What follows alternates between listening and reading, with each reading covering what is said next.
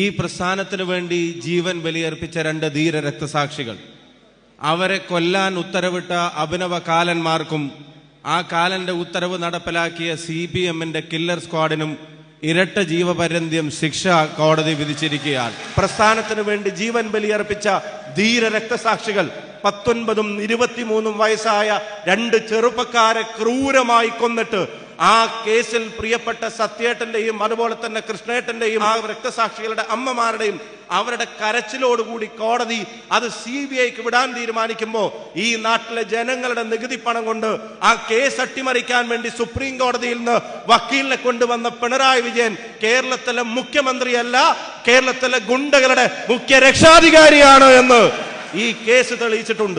ജനങ്ങളുടെ നികുതി പണം കൊണ്ട് നടത്തിയ ഈ കാട്ടുനീതി നടപ്പിലാക്കാൻ നടത്തിയ ആ വ്യവഹാരം അതും കോടതി പൊളിച്ചു കളഞ്ഞിരിക്കുകയാണ്. കൊന്നത്, കൊല്ലിച്ചത്, ഗൂഢാലോചന നടത്തിയത്, രക്ഷപ്പെടുത്താൻ നോക്കിയത് എല്ലാം CPM തന്നെയാണ്.